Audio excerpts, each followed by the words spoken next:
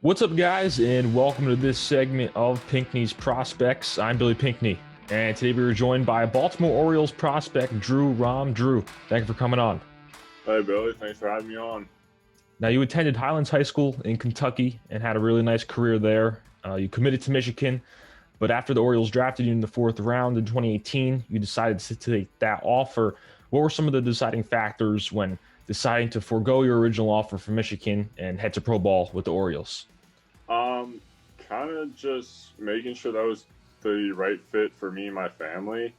Like Michigan, me and the coaches up there still have a really good connection up there, and we still talk pretty consistently. But for me, it kind of just felt like the right time and kind of like the right fit with the Orioles to kind of go with it and kind of chase my dreams a little bit early and kind of forego college. But having the college scholarship plan really helped out and kind of made the decision a little bit easier. Now, after you got drafted, you went to rookie ball, did really well there. Was that jump from high school to professional baseball a major change and adjustment for you? I wouldn't say rookie ball was that much of a change. It was kind of still kind of like some high school guys that were coming in and then some of the college guys. So like it wasn't necessarily like the professional level approach, but when I got to like low A and Delmarva, that was kind of when my fault. That was kind of when I started to see that change in how the hitters saw everything, how they approached every plate appearance and everything. Kind of made it a little bit more difficult. Now, what were some of those significant changes that you've noticed? Was it the players, the competition level? Yeah. So the competition level went up. Everything kind of seemed to almost slow down, kind of like how professional game is. And everyone sees it a little bit more differently. They see it a lot better, and kind of having to switch how I pitch between the high school hitters and the professional hitters was kind of throwing.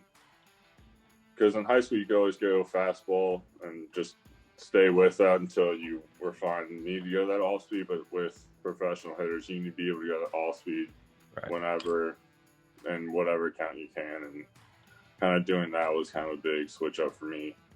Right. All right, I also want to bring up the pitches that you throw, fastball, changeup, and then the slurve. You want to talk about those pitches and how far in the development each of them are? Yeah, I mean, I got there's so the scouting report is what you said, right? But actually, like I've been kind of fine tuning it to where it's fastball, slider, curveball, changeup, and a split. Okay. Kind of just having some different pitches, kind of to throw at guys. Right. And kind of like that big thing for me was having like a true difference between my slider and my curveball, and having like that natural depth with the curveball rather than the nice tight spin with the slider. So like that was the biggest thing for me that I tried to do in my first professional season was kind of really fine tune that, and then just a bunch of like the delivery stuff as well. Right. Now, last season was canceled, and this coming season will be pushed back as well. So, what have you been doing to stay in shape and continue your development? I'm really just working out and kind of doing really anything I can to try to stay in baseball shape. I mean, I'm up here now at the facility I work out at, and it's really just working out, kind of keeping your arm in shape, keeping it loose, doing some weighted balls, doing all that type of stuff. Just anything to keep it ready for whenever we get to go. Yeah. Now you're currently on the Orioles top 30 prospect lists. Though you've only been with the Orioles for a couple of years, has there been a type of culture or way of going about business that they've instilled in their players? Yeah, especially like the past 2 years with this new regime that came in. It was a lot more professional, a lot more data driven, and kind of everyone went about it like they've been there, they've already had the success, and they're just looking to teach guys how to be successful in their own way. And I think that's kind of the biggest thing that they brought in was that it's not just one way that breeds success. It's Right. however you do it is how we're going to do it, and we're just going to help you be the best you can be. Yeah, that's great. Now, throughout your baseball journey, who have been some figures who have influenced your game along the way? Um, honestly, I would say probably Grace Rodriguez, Dave Schmidt, Dale Hall, just some of those guys that I've been around a lot, especially Dave Schmidt, because he's been there with me through rookie ball and then all the way up now. So, like, we've been able to see the development and the progression I've made. Right. And then also just being around, like, Grayson and DL, it's just, like, those are two of the toughest competitors I've ever been around. And I just kind of hoping it rubs off, and kind of they're just two guys that I feel like I can compete with, and like it's good competition to have. And additionally, probably Chris Holt, the new pitching coordinator, was probably the biggest guy and the biggest addition that has really helped me through my development and progression. In a few sentences, how would you describe your game and yourself as a player?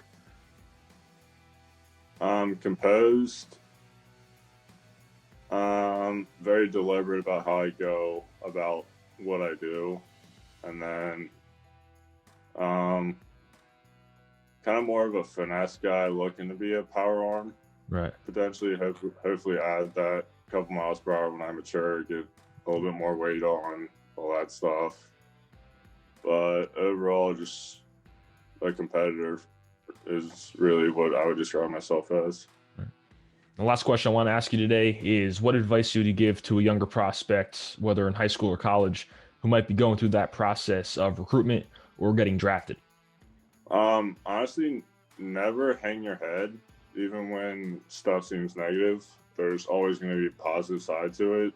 Like, there's never going to be necessarily a wrong choice for you to make. It's all about how the decision fits for you and fits for your family, and kind of just making sure that it kind of feels like a family.